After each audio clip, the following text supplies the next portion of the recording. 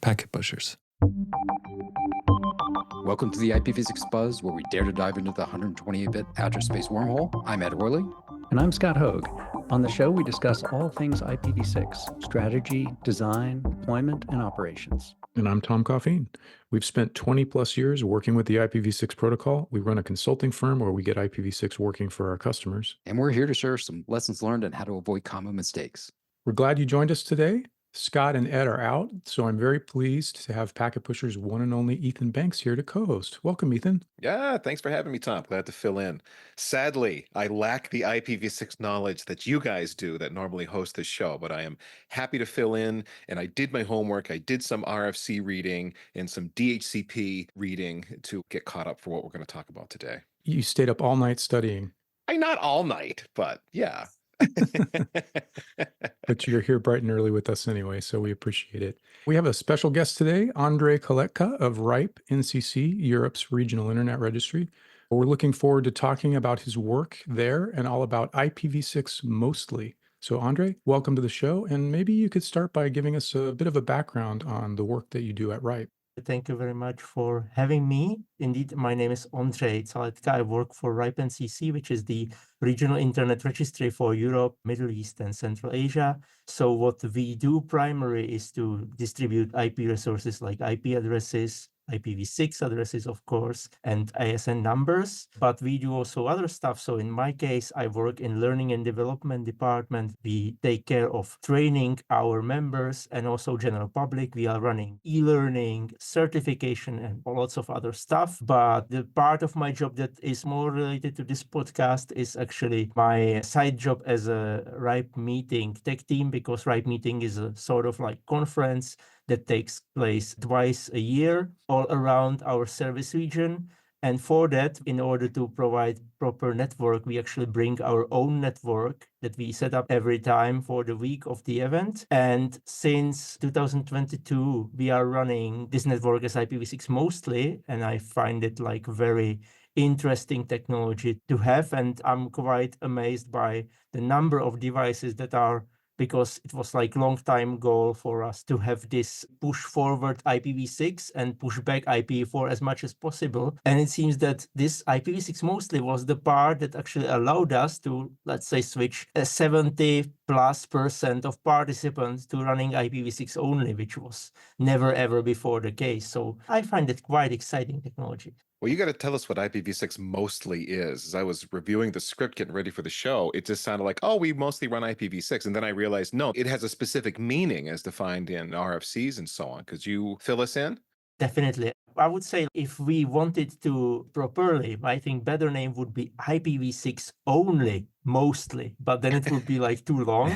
Or maybe you can also think of it, and that's also what I would like to call it. It's like basically IPv4 only whenever possible, IPv6 only whenever possible, and IPv4 only when needed. That's the broader idea behind IPv6 mostly. Basically, the idea is it's like a missing piece between dual stack network that we have been having for years already, where we have basically IPv4 and next to it IPv6, and they operate more or less independently. When IPv4 break, people will notice immediately. When IPv6 break, it usually stays broken for months before somebody even reports it. On the other end, you have like IPv6 only network, which can support IPv4 operation by using, for instance, NAT64, DNS64, things like that. But there's still like a huge gap in between, because even though this IPv6 only network with NAT64 has been there like for already like more than 10 years, still it works reasonably, but there are still some things that break on such network, and therefore it's still like not ready for general production. So basically IPv6 mostly network is a kind of network that makes both possible. So it's in default, let's say, it's a IPv6 only network, but for some legacy devices, appliances that would not work properly without native IPv4, there is also some IPv4, but it gets activated only for those legacy devices. So that's basically the main idea behind it. Yeah, I think a lot of our audience are enterprise listeners, folks that work at enterprises. And I think when they think about IPv4 and IPv6 and running them in some combination. They're typically thinking about a dual stack scenario. And so what is the argument here for IPv6 mostly compared to something like the bog standard dual stack configuration? Well, I would say for enterprise, if enterprise already has dual stack, they are quite much ahead of their competition or the other enterprises, because the typical enterprise nowadays is still IPv4 only. So I would say the main reason here is that, yeah, with dual stack, let's take it from different side. If you have dual stack, you still have IPv4 in your network. It's still the major protocol. As I already said about the outages, it's very typical that when IPv4 breaks, like it's alerted and fixed it within minutes because it's like business critical. And at the same time, if IPv6 breaks, if it's deployed in the first place, then the diligence is much worse regarding this. And this is because, yeah, there is always the safety net of IPv4. And this also means that the traditional dual stack networks, it's sort of hard to see the advantage of having two protocols in the network doing virtually the same, and still like me having one that is core dependent and the other is which is sort of like auxiliary. If it works, then it's okay. If it doesn't, well, somebody will sometime fix it. The thing that I didn't mention yet is that because there's still IPv4, you still have the problems with IPv4. And the biggest problem I think enterprises are facing with IPv4 is actually running out of it. I don't mean running out of public IPv4. I mean, for instance, running out of DHCP pools or running out of private IPv4 ranges, because there are still limited supply of them. And this can like happen quite easily. And especially if you incorporate some mergers that happens often in the enterprises, this is like, I would say, one of the biggest pain points is the merging two enterprises which both use 192.168 something into one network. That's like almost insolvable issue. So let's say this is the reason why enterprises should be interested in having V6 in the first place. But in order to make use of these advantages of V6, like unique resources that will never mix no matter how many other companies you acquire, it's also, you can only make use of these things if you actually don't run v4. And that's where IPv6 mostly can help. I would say that's the core point of it. It's an improvement over dual stack in the sense that I don't have to allocate IPv4 resources. If this host is happy running IPv6, why allocate an IPv4 address to it? Why have the complexity of running dual stack to that end node if it would be just happy running on IPv6 only? And you just have IPv4 there. It feels more like a safety net. Like there's certain hosts, they still need v4. Yep, we can still support v4 on this network. It's not a v6 only network. It's a v6 mostly network. Yeah. So you're transitioning. It gives you a nice clean way to start making that break from v4, where rather than dual stack being the place that you're going to be for a long time, it's v6 only as much as possible. v4 if I have to. I can support both. Eventually, that last printer that only supports v4, whatever it is, goes away. And hey, I don't need v4 anymore at all. That's exactly the thing. And yeah, I can also support it by some numbers, because when I first learned about this concept, which was in 2022, what I actually did on our conference network, back then it was dual stack, I was actually recording the DHCP4 requests to figure out whether we have some devices in the network that would already support this IPv6 mostly network that would be willing to run in IPv6 only mode. And I was quite surprised, because back then it was already more than 50%. It was like 60% of unique MAC addresses that I found doing DHCP with our servers were already willing to run IPv6 only. So yeah, I have to say we know why, because all mobile phones, virtually all recent Android or iOS devices are doing it. And already for some years, also macOS is doing it. So it's like, especially regarding mobile devices, if you think of something like a guest network, which is most comparable to the conference network, it's just a network where people bring their own devices. This is exactly the number of devices that is growing in time, because, you know, the number of computers people have is sort of constant. It's quite impractical to like carry more than, let's say, 2 laptops, and 2 is already a little bit exaggeration. But with mobile phones or mobile devices, like 2 mobile phones plus 1 tablet is very common nowadays in like the tech community. And then maybe smartwatch, another device that connects to Wi-Fi. And all these devices can run v6 only because basically mobile phones are forced more or less by mobile network operators, because mobile network operators really don't want to run dual stack networks. They usually run v4 for the old equipment only and v6 only for the new equipment, because they have this luxury of knowing what kind of device is on the other end of the wire by the 3GPP standard, which, let's say, from my position as network operator of a Wi-Fi network, I cannot tell who's going to connect what into my network.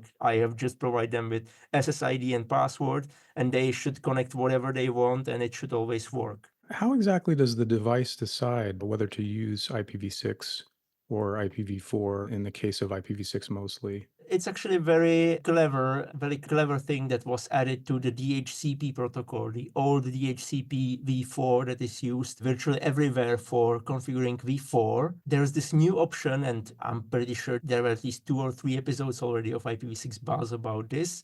This option is called IPv6 only preferred, and it has number 108, so it's usually called 108.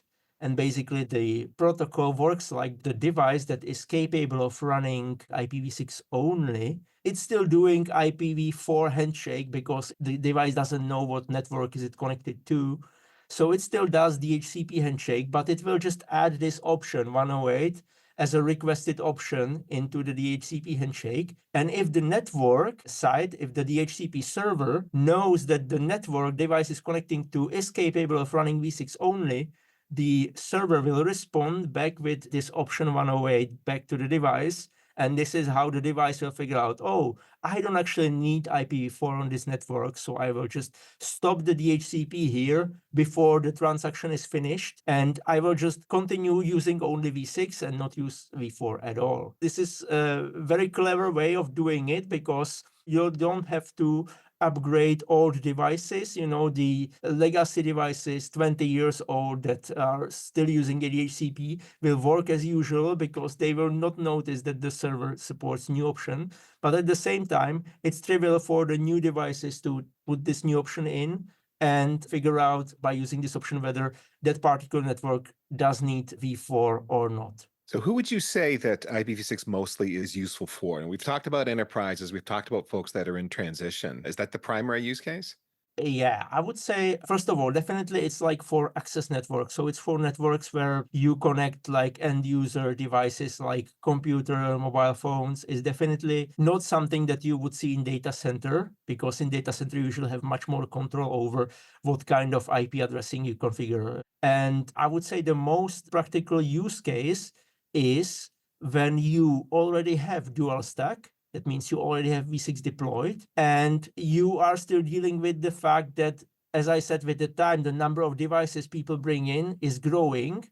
And maybe you are even using public IPv4 addresses in DHCP pool. There are still some companies doing it for various reasons. Then you just run out of the pool, or you have to somehow make the pool bigger and bigger all the time, and then you run out of IP addresses. So this is the perfect use case for where you use the most of IPv6. Mostly, I can even add my own experience from our meeting network. Back in past, like we had the pool for the main meeting network, we had a pool of 1,024 addresses. And even though the meeting is usually attended around 600 people max, the people bring devices and there are more than one device per person. It happened once that we actually ran out of this pool of 1,024 addresses, and we have to quickly fix it by adding another 512 addresses on top of it, because unfortunately we have some reserve in our assignment. But since we switched our network to IPv6 mostly, now basically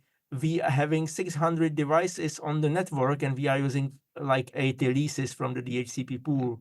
So it's like you can see that the improvement is significant. So you can downscale your DHCP pool into much smaller size. It feels low risk to me too. You're already dual stack. You've already got a network that can support both. Now you're just saying, let's take you off the IPv4 network. It's just such a nice transition. It's your next step that feels, from an engineering perspective, low risk. You're not throwing the switch hard. You're not saying, okay, this is the day we're going to shut off v4 and then hope everything works. No, this is just a nice way to say, okay, all these hosts are on v6. You know they're working, you know they're good, and you can just slowly phase out your v4. It's just, I really like this strategy. Yeah, and it's an evolution from dual stack, right? So exactly the problem you identified, Ondřej, of the fact that if you're dual stacking everything, you need an IPv4 address everywhere. And even though we have private addressing, we know that those are overlapping and running out, as you pointed out. So it really does feel like the next step of evolution from IPv4 only to dual stack to IPv6 mostly, and then IPv6 only feels like the natural progression. So Ondřej, are there any problems with IPv6 mostly that folks should know about? Well, of course, no new technology is problem-free, and this is also the case. So first of all, there are some, let's say, tiny issues based on the fact that it's quite new. There are not so many IPv6 mostly networks. So even though the support on the device side is quite huge, as I said, there's like support in every mobile phone manufactured in last 3 or 4 years. There is not so many networks, so therefore sometimes you run to some small issues, but so far nothing really serious. What I would like to say here to make this not so bright is that with IPv6 only, it's not the pure IPv6 only that we would all love. There will be only IPv6. You still need to have a transition technology to support IPv4 there. And in case of IPv6 mostly, there's basically the only transition technology available, which is NAT 6.4. And even though NAT 6.4 is a thing that allows you as an IPv6 only host to speak to IPv4 internet, in a sense, it's still NAT. If you have an issue with running a big NAT, and that's why you want to switch from v4 to IPv6 mostly, that's a little bit bad news, because you still have NAT. It's just called NAT 6.4, but it's the same NAT. It has the same issues that we don't like about NAT, like having a state. So that's something that you can see as a downside. I can also think of another one that I discovered myself recently, and that is that it's quite tricky to test such a network, because the network is probably the most complex networks you have, because it's like a dual stack network and IPv6 own network at the same time, which means that different devices are using different part of the network, because usually going around events promoting this thing and setting up such a network as a demo. It once happened to me that a network that worked completely okay with my MacBook and with my mobile phone didn't work with somebody with Linux, because I figured out that I messed up the DHCPv4 configuration. But of course, all my devices were ignoring DHCPv4 because of this option 108.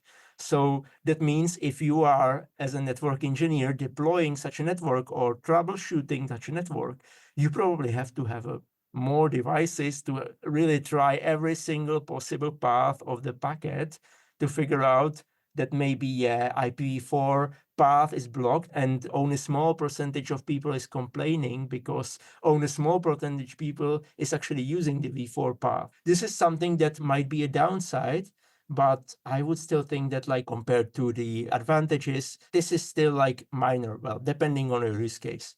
I have also one more thing that I noticed, because I'm, of course, testing this, even though, like, as I said, this idea is mostly for enterprises or, let's say, public networks. I'm testing this at home as well. Well, I'm running IPv6 only network actually at home for a long time. I'm pretty sure most of us do. That's like sort of how we get to this podcast in the first place.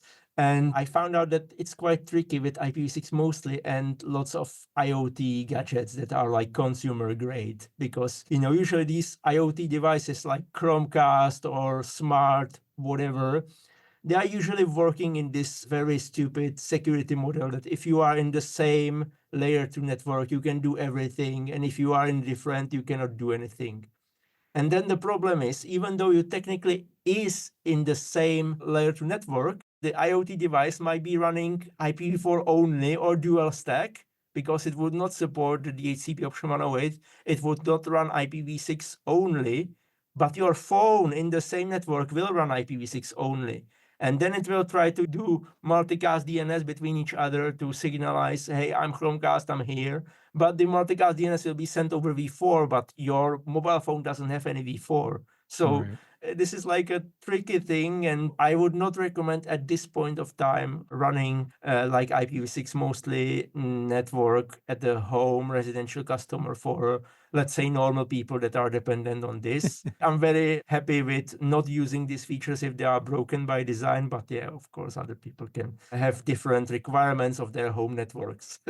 Everything seems to hinge on this DHCP option 108 for IPv6 mostly to work. That's the key piece of technology. How widely supported is this? You made it sound, Ondřej, like it pretty much works everywhere, but then you got these asterisks and caveats. So let's start with enterprise. If I'm running this in an enterprise, can I pretty much do this with whatever combo? Well, regarding, you can talk about support on servers and support on clients. So regarding support on clients, this is like baked in, as I said, in the mobile phones and in computers.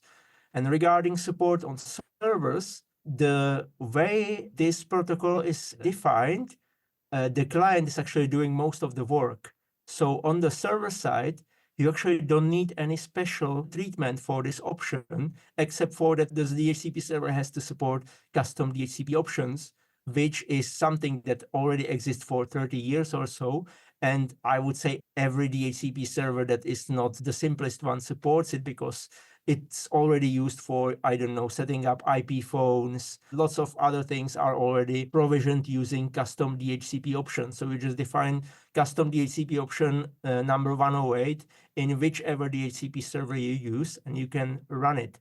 But I would also like to say that there's also another key technology here, and that's the NAT64 and its signaling, because you still need like to have IPv4 somehow, access to IPv4. You cannot just have access to IPv6 internet. And as I said, these IPv6 mostly networks are relying on NAT64, which is a device that will translate a particular IPv6 prefix to the IPv4 internet. But in order to make use of this NAT64, your device actually has to produce proper IPv6 packets running to this NAT64 prefix. And in order to do it, the device has to know the IPv6 prefix, it has to learn it. So the bigger pain point right now is how you teach your devices where your NAT64 is. There are basically two options how to do it.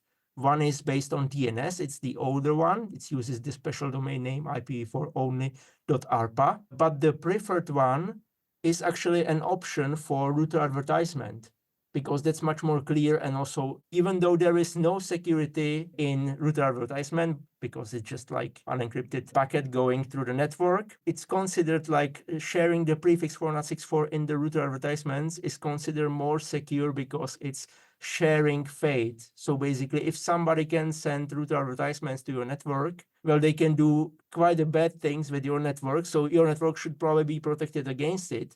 And if it's protected, that means that you can easily just trust the information from router advertisement that is coming from the legitimate source. And here, the situation is much worse because there is no protocol for custom router advertisement options. So basically, whichever device is emitting router advertisements in your network has to be upgraded to support this option called pref64 for sharing the NAT64 prefix. So this, it's a quite bigger obstacle than this DHCP option 108, because usually routers are emitting router advertisements, and routers are usually devices that you don't run, the most recent software all the time. It's like, these are devices that are, projected for lifetime of 10 years or so, especially like in the access segment, where you don't really need 10 gigabit, and things like that. In RFC 8925, speaking of security, there was some criticism of DHCP option 108 that the bad guys could use that to just turn off IPv4 effectively by getting in the middle of the data stream. But then the argument came back was like, wow, if you're protecting against rogue DHCP servers anyway, then you're protected against this. So there's nothing new that we're really introducing here as far as security attack surface, I should say. Indeed, this is actually the thing why this option v6 only preferred is part of DHCP v4 and not DHCP v6 or router advertisement, because basically the IETF community discussing this proposal, because the former proposal was, let's put this into router advertisement.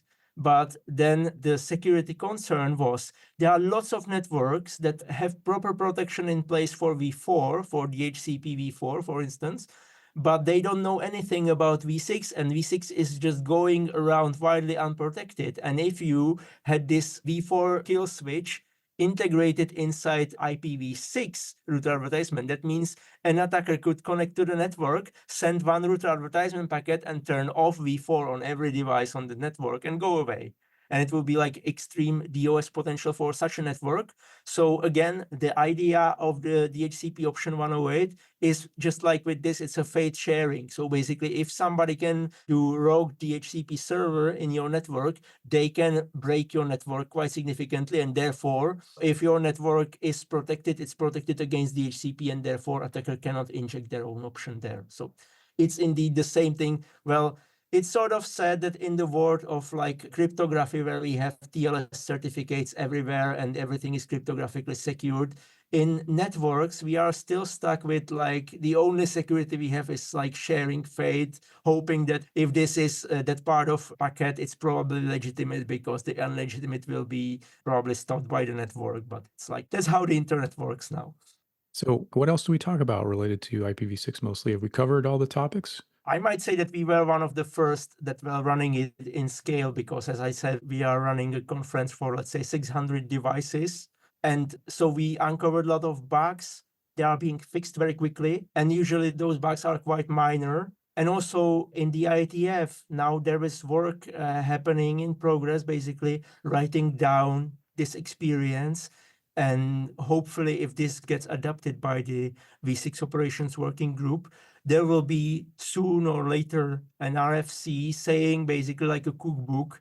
You want an IPv6 mostly network. This is what you should need. This is what you should take care of, which I think is quite important, because, as I said, as early adopters, we basically had to discover lots of corner cases ourselves. And in order to get this like a better traction, it's really beneficial if somebody wrote down already what you should expect and where should be potential pitfalls. All right. Well, we've covered the topic, and I think folks have listened in and learned something new all about IPv6 mostly, and hopefully have some good takeaways from that. Ondřej, I'd really like to thank you for coming on the show today. How can folks follow you on the internet? I'm mostly active on Mastodon. My account is called Oscar with K456 at Mastodon Social. And I also have a website, which is my name. So if you find my name in the description of this podcast and put there like name.surname.nl, you will find my website, where is like all the links to my other activities on the internet. Great, thanks. And Ethan, thanks so much for co-hosting today. It's been great having you on. Yeah, thanks for having me. I had fun talking IPv6. Thanks for joining us for this episode of IPv6 Buzz. If you've got feedback or a follow-up on this topic, send us a message at packetpushers.net/FU. We'd love to hear from you and continue the conversation. Also, on packetpushers.net, you'll find a range of deep dive technical podcasts for IT pros, including heavy networking, heavy wireless, and Day 2 cloud. There's a whole lot more on the Packet Pushers site as well, such as tutorial videos and a networking job board to help you find or fill your next great role. So whether you're deep in your career or just starting up, Packet Pushers is the place to go to grow both your skills and your personal network. So long, and until next time, we'll see you on the IPv6 internet.